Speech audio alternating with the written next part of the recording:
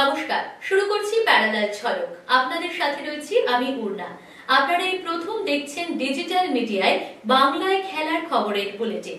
ভারতীয় ও আন্তর্জাতিক ফুটবলের যাবতীয় খবর নিয়ে আপনাদের জন্য আমাদের বিশেষ সেগমেন্ট খেল সকার।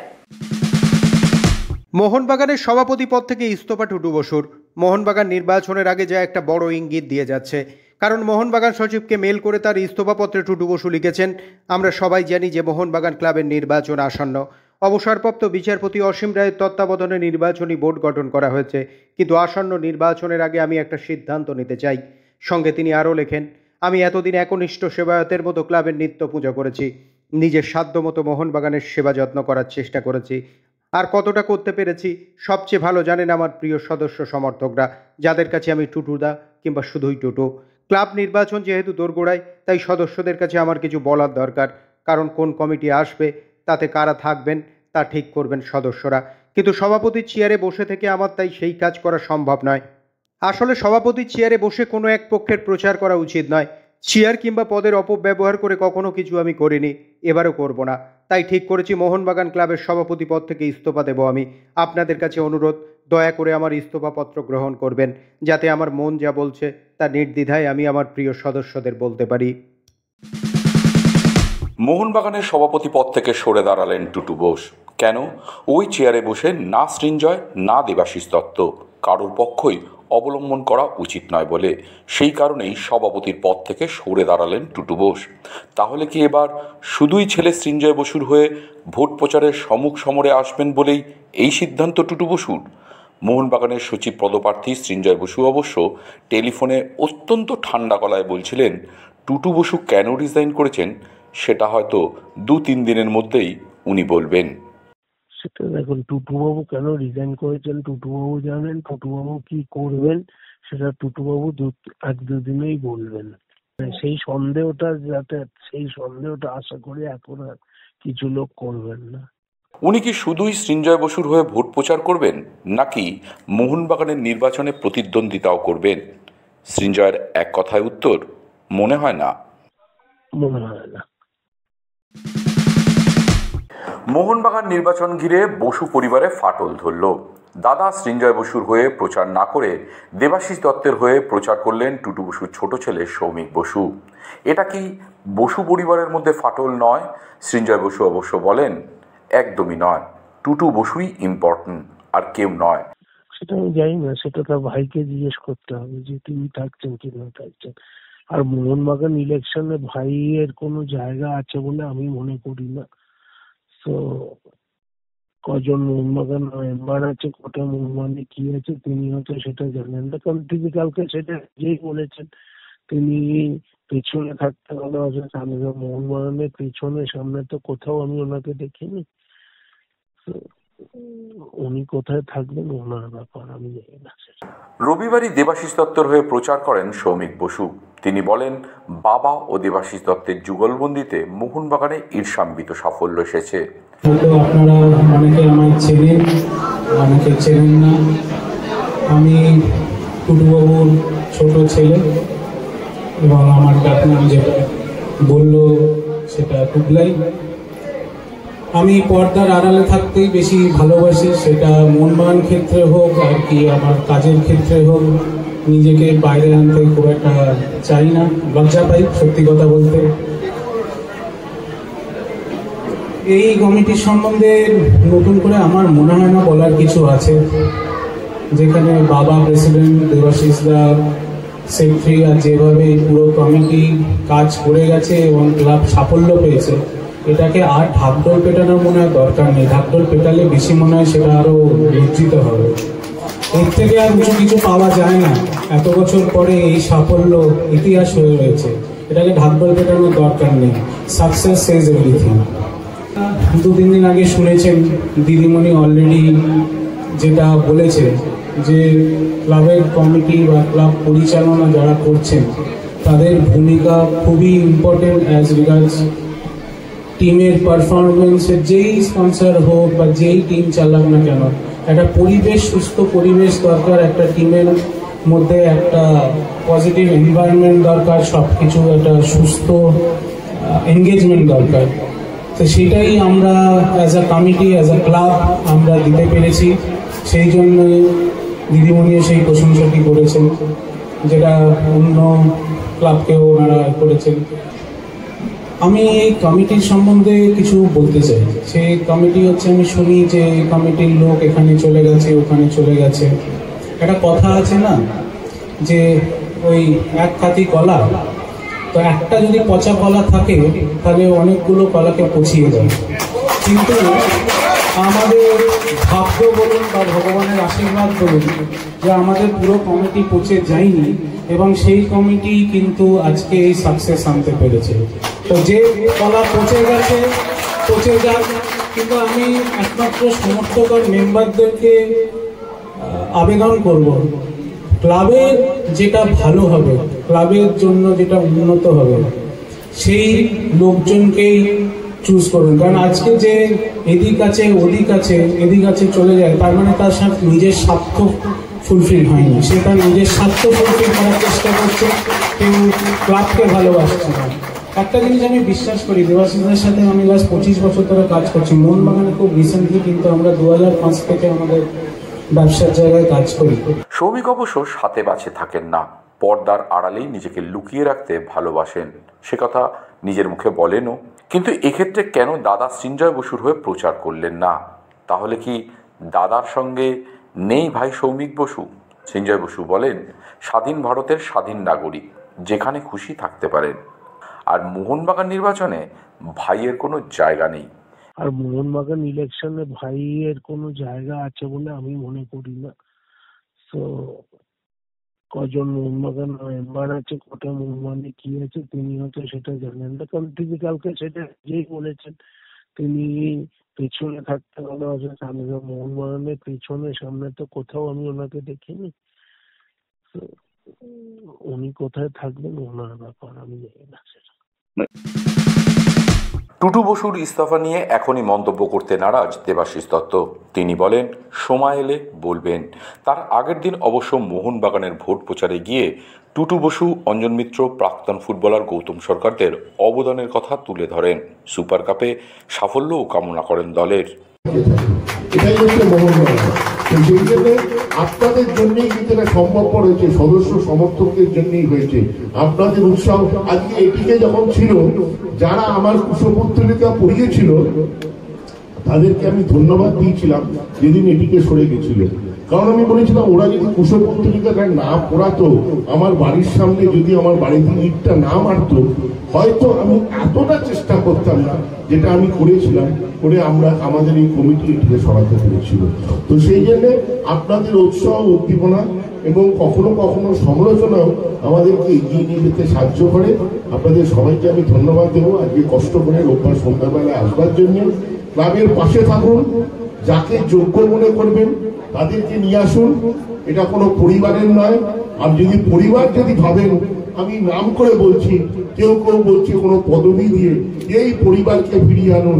সেই পরিবারের দুটি মানুষ অলরেডি আমাদের এই কমিটিতে আছে। তারা সভাপতি আছেন, একজন সহসভাপতি আছেন। একটি মানুষ খালি কোনো পরিবারকে রিপ্রেজেন্ট করতে পারে না, পরিবারকে রিপ্রেজেন্ট তো সবাই করছে। এবং যিনি সবচেয়ে ওপরে, যেটা মুকুলদা বলল, টুটুবাবু আমাদের সাথে ছিল, টুটুবাবু আছে, টুটুবাবু থাকবে। টুটুবাবুকে কখনো কেউ সরিয়ে দিতে পারে না মোহনবাগান ক্লাব থেকে। অঞ্জন মিত্রকে কেউ সরাতে পারে না। তিনি আজকে আমাদের মধ্যে নেই, কিন্তু অঞ্জন মিত্রই থাকবে। ধীরেন্দ্রেই থাকবে। ধীরেন্দ্রের কোনো বিকল্প তৈরি হতে পারে না। তো এই মানুষগুলোই কিন্তু মোহনবাগানকে আজকে এই জায়গায় নিয়ে এসছে। গৌতম সরকার, প্রসূন ব্যানার্জি, এরা চলে গেছে, কিন্তু এদের বিকল্প কি তৈরি করা সম্ভব? এরাই থাকবে। ঠিক সেরকম টুটুবাবু, অঞ্জনবাবু, ধীরেন্দ্র, এদের কোনো বিকল্প হতে পারে না, এরা থাকবেই। এরা কোনো পদবি দিয়ে এদেরকে মাপকাঠি হতে পারে না। এরা কিন্তু মোহনবাগান হিসেবে এদের পরিচিতি, এরা পদবীর বাইরে। যাই হোক, আমি আপনাদের সবার ভালো চাই। ভালো থাকবেন, সুস্থ থাকবেন, সুন্দর থাকবেন। জয় মোহনবাগান। একটু জোরে জয় মোহনবাগান। আর সবাই একটু আপনাদের এখান থেকে দক্ষিণেশ্বর কালী মন্দির খুব কাছে, যারা যাই যেতে পারবেন একটু পে করুন, যাতে সুপার কাপটাও আমরা সেমিফাইনালটা এফসি গোয়ার সাথে আমরা ভালো খেলতে পারি, ম্যাচটা জিততে পারি। ধন্যবাদ, নমস্কার। খোশ মেজাজে মোহনবাগান শিবির। গোয়া ম্যাচের আগে সোমবার অনুশীলনে ফুরফুরে মেজাজে দেখা গেল মোহনবাগান ফুটবলারদের। গোয়া কঠিন প্রতিপক্ষ, কিন্তু তা নিয়ে কোনো চাপই সোমবার অনুশীলনে মোহনবাগান ফুটবলারদের মধ্যে দেখা গেল না। রবিবার অনুশীলনের ছুটি ছিল। টিম হোটেলেই সুইমিং এবং জিম সেশন করেছেন ফুটবলাররা। সোমবারও কোনো ট্যাকটিক্যাল অনুশীলন হলো না, বরং আগের ম্যাচের প্রথম একাদশের ফুটবলারদের ফিজিক্যাল ট্রেনিং করেই বিশ্রাম দেওয়া হলো। মূলত তারা সাইড লাইনে ঘাম ঝরালেন। তাই বলাই যায় এফসি গোয়াকে নিয়ে একেবারেই চিন্তায় নেই মোহনবাগান। কলকাতা ফুটবলে আবার এক কেরালার ফুটবলারের উত্থান। অতীতে বিজয়ন আনচেরি থেকে বর্তমানে সাহাল আসিক। তাদের পর আর এক কেরালার ফুটবলার নজর কাড়লেন, তিনি সালাউদ্দিন। কেরালার ছোট্ট গ্রাম কাজিগড় থেকে মোহনবাগানের রাইজিং স্টার। কেরালা ব্লাস্টার্সের বিরুদ্ধে ম্যাচের পর বাগান জনতার আলোচনার মূল বিষয়বস্তু তিনি। 2023-24 মরশুমে আরএফডিএলে মথুদ এফসির হয়ে দুরন্ত পারফর্ম করে মোহনবাগান স্কাউটের নজরে এসেছিলেন। সে বছরই আরএফডিএল এবং কলকাতা লিগের জন্য মোহনবাগান তাকে সই করায়। সবুজ মেরুন জার্সিতেও নিজের জাত চিনিয়েছেন প্রথম মরশুম থেকেই। সেই মরশুমে আরএফডিএলে 5 গোল করেন, একটি ম্যাচে হ্যাটট্রিকও করেছেন। এরপর হোসে মলিনা জহুরির চোখ ভুল করেননি প্রতিভা চিনতে। আরএফডিএল এর টিম থেকে আইএসএলের জন্য সালাউদ্দিনকে প্রথম ডেকে পাঠান মলিনা। তার কোচিনেই অনুশীলন করেছেন বছর 23-এ সালাউদ্দিন। খেলার সুযোগ আসেনি ঠিকই, তবে তিনি যে মনবীরের উত্তরসূরি হয়ে উঠছেন তা বলাই যায়। তার প্রশংসায় পঞ্চমুখ মোহনবাগানের প্রাক্তন ফুটবলার মানস ভট্টাচার্য। কি বললেন তিনি, আসুন শুনে নি। ও ভালো খেলেছে। কেরালার ছেলেটির মধ্যে যথেষ্ট গতি রয়েছে এবং খুব ভালো বল কন্ট্রোলও রয়েছে। প্রথম ম্যাচ যেটা ও খেলেছে কটকের মাঠে, অত্যন্ত ভালো ফুটবল উপহার দিয়েছে আমাদের। আমার মনে হয় এই ছেলেটি যদি ঠিকমতো মলিনার কন্ট্রোলে থাকে এবং ওনার কোচিং এ থাকে, আমার মনে হয় আগামী দিনে একটা ভালো প্লেয়ার আমরা পেতে পারি। ইজ এ রিয়েল উইঙ্গার, গোলও করতে পারে, কাট করে ভেতরে ঢুকে ভালো শটও মারতে পারে। আগের দিন যে উইং অ্যাটাকও করেছে, যেটা কিন্তু খুব ইউজফুল ছিল মোহনবাগানের পক্ষে। এবার আমরা 30 তারিখে ওর দিকে নজর রাখবো। এফসি গোয়ার ডিফেন্স খুব ভালো, সন্দেশ জিঙ্গানরা রয়েছে। দলটা অনেক সংঘবদ্ধ দল, ভালো দল। দেখা যাক এই দলটার বিরুদ্ধেও কেমন খেলতে পারে। দেখো, ওদের কাছে তো এটা সুযোগ।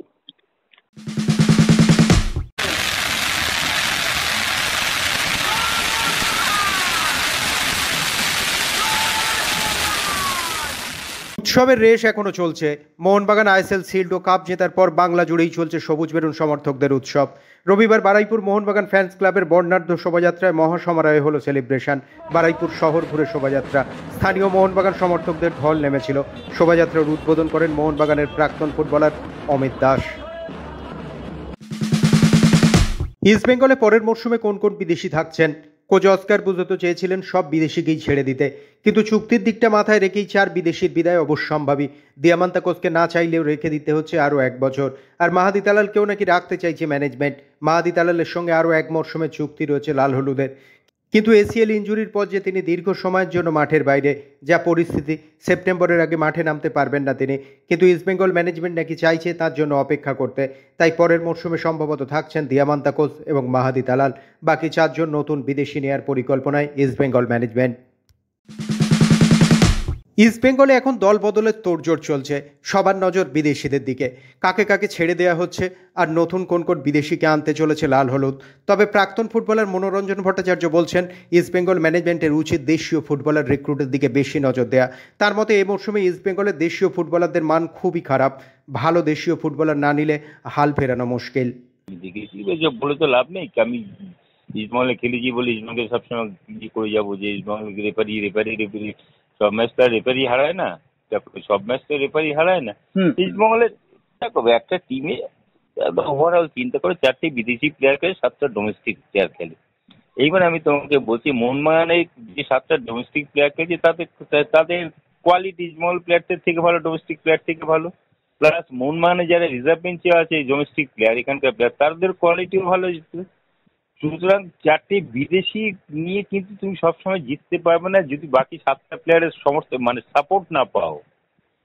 এখন মোহনবাগান কিন্তু যখন যে ইন্ডিয়ান প্লেয়ারটা ভালো খেলছে নেক্সট ইয়ার তাকে টার্গেট করছে।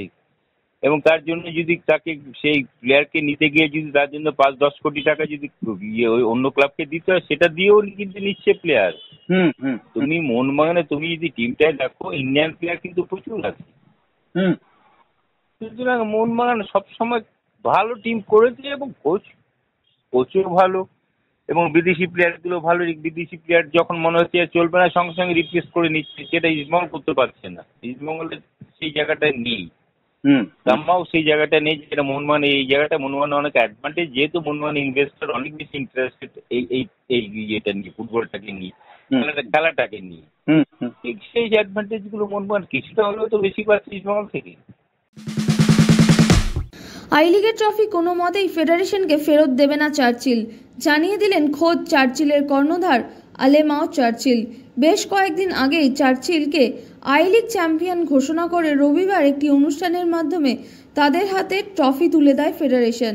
কিন্তু ইন্টারকাশি যে ক্যাশের দ্বারস্থ হয়েছে, আর ফিফার court of arbitration for sports পরিষ্কার জানিয়ে দিয়েছে এখনই কোনো দলকে চ্যাম্পিয়ন ঘোষণা না করতে।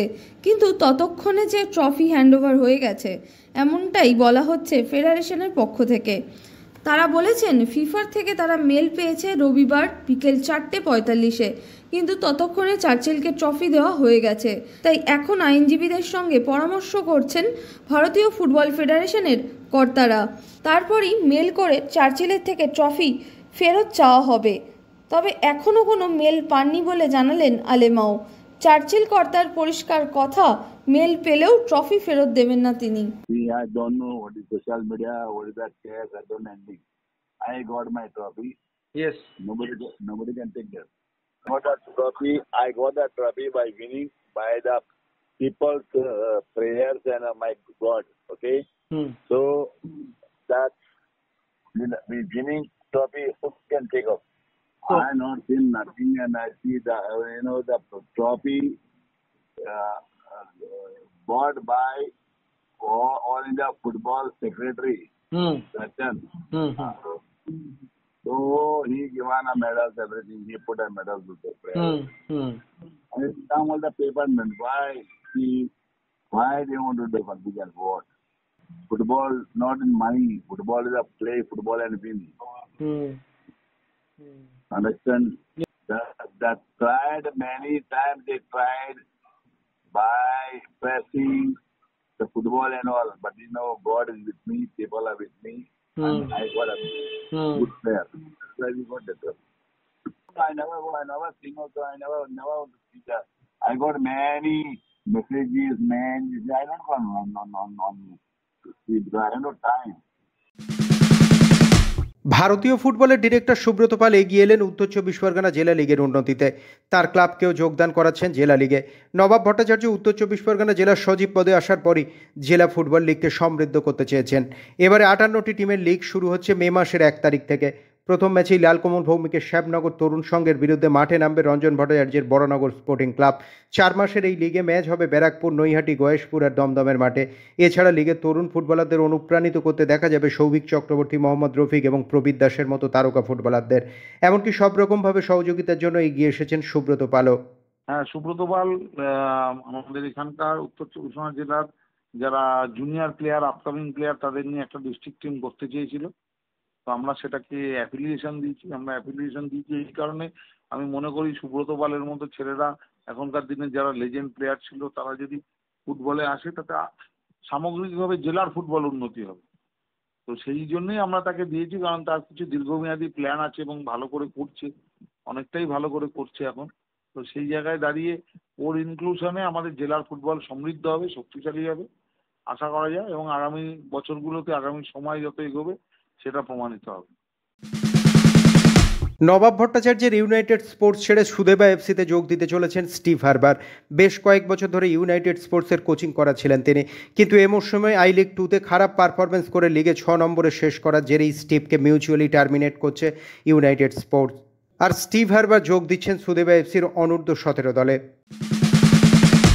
লিভারপুলকে প্রশংসায় ভরিয়ে দিয়ে ম্যানচেস্টার সিটির কিংবদন্তি কোচ পেপ গুয়ার্দিওলা জানাচ্ছেন তার এখন লক্ষ্য আগামী বছরের চ্যাম্পিয়ন্স লিগে খেলার যোগ্যতা অর্জন করা। নটিংহ্যাম ফরেস্টকে হারিয়ে টানা 3বার ম্যান সিটি এফএ কাপের ফাইনালে পৌঁছেছে। বলেছেন চ্যাম্পিয়ন্স লিগের যোগ্যতা অর্জন যদি করতে পারি আর এফএ কাপটা জিততে পারলে বলতে পারবো মরশুমটা খুব একটা খারাপ গেল না। যদিও ইপিএল এর পারফরমেন্সই শেষ কথা। লিগ টেবিলের ম্যান সিটি এখন 4 নম্বরে আছে। রবিবারই টটেনহ্যামকে 5 গোলে উড়িয়ে 2025-এর ইপিএল চ্যাম্পিয়ন হয়ে গেছে লিভারপুল। 20 নম্বর খেতাব জিতে ম্যানচেস্টার ইউনাইটেডের সঙ্গে খেতাব জয়ের সংখ্যায় এক বৃত্তে চলে এসেছে তারা। দলের অন্যতম স্ট্রাইকার মোহাম্মদ সালাহ বলেছেন 5 বছর আগে ইউগেন ক্লপের কোচিংয়ে লিভারপুলের ইপিএল জয়ের তুলনায় এবারের জয় বেশি তৃপ্তির। কারণ সালার মতে সাদিও মানে ফিরমিনোর মতো ফুটবলারকে ছাড়াই খেতাব জিতেছে। এই মরশুমে 34 ম্যাচে 28টি গোল করেছেন সালাহ। ইপিএলের ইতিহাসে 185টি গোল করে বিদেশি ফুটবলারদের মধ্যে সর্বোচ্চ গোলদাতা এখন মোহাম্মদ সালাহ। দরিভাল জুনিয়র বিদায় নেওয়ার পর 2026 ফুটবল বিশ্বকাপের কথা মাথায় রেখে তড়িঘড়ি নতুন কোচ নিয়োগ করতে চাইছে ব্রাজিল। সেক্ষেত্রে এক ঝাঁক নাম সামনে এলেও শোনা যাচ্ছে রিয়াল মাদ্রিদ কোচ কার্লো আনচেলোত্তিকেই দায়িত্ব দিতে চাইছে তারা। 65 বছর বয়সী ইতালিয়ান কোচের সঙ্গে কথাবার্তাও নাকি পাকা করে ফেলেছে ব্রাজিল ফুটবল ফেডারেশন। গতবার বিশ্বকাপে প্রি কোয়ার্টার ফাইনালে হেরে বিদায় নিয়েছিল ব্রাজিল, এমনকি কোপা আমেরিকাতেও খালি হাতে ফিরতে হচ্ছে। এখন দেখার কোচ কার্লো আনচেলোত্তির হাত ধরে সেলেকাওরা তাদের হারানো গৌরব ফেরাতে পারেন কিনা। মঙ্গলবার মাঝরাতে চ্যাম্পিয়ন্স লিগ সেমিফাইনালের প্রথম লেগের দ্বৈরথে নামছে আর্সেনাল এবং PSG. Arsenal coach Mikel Arteta এর আগে কৃতজ্ঞতা জানিয়েছিলেন পেপ গুয়ার্দিওলাকে। বলেছিলেন দলের সাফল্যের নেপথ্যে ওই মানুষটার গুরুত্বপূর্ণ পরামর্শ আছে। মঙ্গলবার মাঠে নামার আগে আবার হয়তো আর্তেতা স্মৃতিমেদুর হয়ে পড়বেন, কারণ পিএসজির বেঞ্চে কোচের আসনে বসে থাকা আর একজন মানুষ লুই এনরিকে। ক্যাম্প নুতে আর্তেতা ফুটবলার জীবন শুরুর সময় এনরিকে বার্সেলোনার একজন তারকা। আর্তেতা সাংবাদিকদের বলেছেন, তারকা হয়েও এনরিকে আমাদের যেভাবে উৎসাহ দিতেন, এমনকি খেলা নিয়ে পরামর্শও দিতেন, তাতে আমরা অভিভূত হয়ে পড়তাম। ফুটবলার বা কোচ সব ভূমিকাতেই এনরিকে যেখানে যেখানে কাজ করেছেন তার ছাপ থেকে গেছে, উনি সেই ক্লাব ছেড়ে যাওয়ার পরেও। খাদের কিনার থেকে লিভারপুলকে যেভাবে তুলে এনে ইংলিশ প্রিমিয়ার লিগ চ্যাম্পিয়ন করালেন তাতে নিঃসন্দেহে বড় ভূমিকা নিয়েছিলেন কোচ আর্নে স্লট। গত রবিবার রাতে শিরোপা জয়ের মধ্যে দিয়ে নতুন কীর্তিও গড়েছেন তিনি। অভিষেক মরশুমে প্রিমিয়ার লিগ জয়ী কোচ হিসেবে Jose Mourinho, Carlo Ancelotti, Manuel Pellegrini এবং আন্তোনিও কন্তের পরেই নিজের নাম পাকা করে ফেলেছেন আর্নে স্লট। লিভারপুলকে শিরোপা জিতিয়ে ইতিহাসে জায়গা করে নেওয়া আর্নে স্লট বুঝিয়ে দিয়েছেন কিভাবে প্রতিকূলতা সত্ত্বেও নিজের লক্ষ্যের প্রতি অবিচল থেকে ধীর পায়ে সাফল্যের পথে এগোতে হয়। বিশ্বজুড়ে 22 গজে নানান রকম খবর, ক্রিকেটের সেই সমস্ত খবর নিয়ে আমাদের বিশেষ সেগমেন্ট লিগ ছক্কা।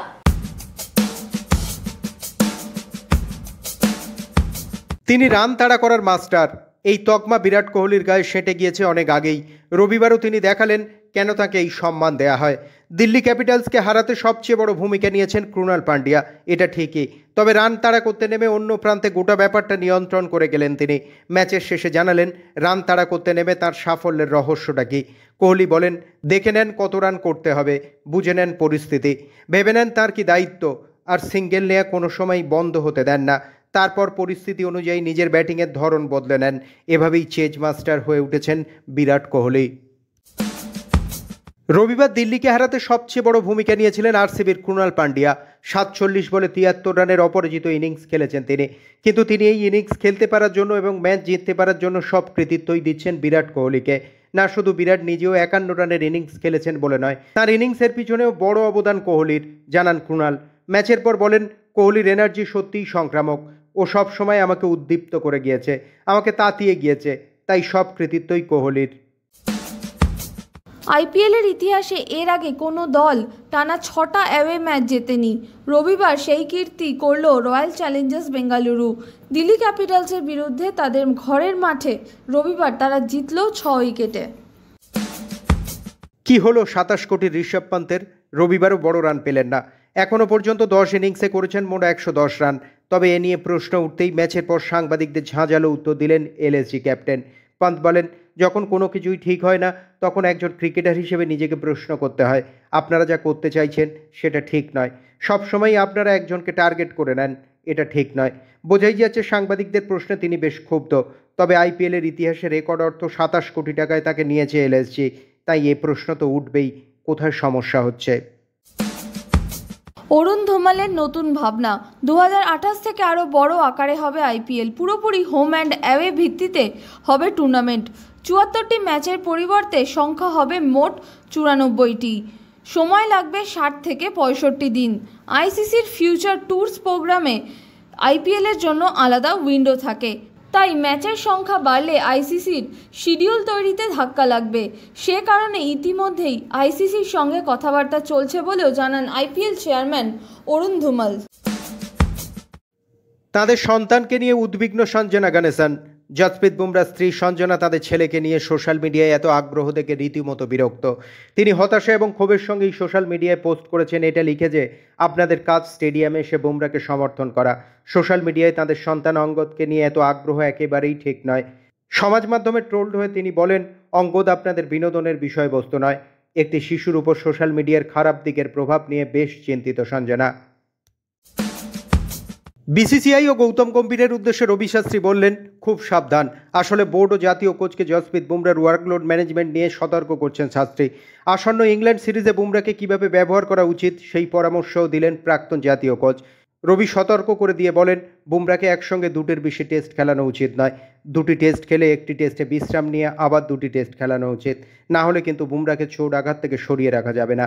চরম সতর্কবার্তা রবির। 2028 লস অ্যাঞ্জেলেস অলিম্পিক্সে অন্যতম আকর্ষণ হবে টি20 ক্রিকেট।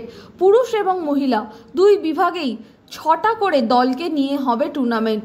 ঘোষণা হওয়া মাত্রই শুরু হয়ে গেছে বিভিন্ন দেশের প্রস্তুতি। আর প্রস্তুতি পর্বে আর এক চমক, অলিম্পিক্স টি20 ক্রিকেট নিয়ে চীনের আগ্রহ। স্টিভ ওয়ের মতো কিংবদন্তিকে আগামী দিনে দেখা যেতে পারে চীনের ক্রিকেট বোর্ডের পরামর্শদাতা হিসেবে। স্টিভকে এই বিষয়ে তার দেশের সংবাদদাতারা জিজ্ঞাসা করলে তিনি শুধু বলেছেন, 2028 অলিম্পিক্সে চীন ক্রিকেটেও সোনা পেতে চায়, তাই ক্রিকেট দলের প্রস্তুতিতে তারা যথেষ্ট সিরিয়াস। ফুটবল ক্রিকেটের বাইরেও খেলার দুনিয়ায় রয়েছে আরো নানা রকমের খবর, আর সেই সব খেলার খবর নিয়ে আমাদের বিশেষ সেগমেন্ট উইং প্লে।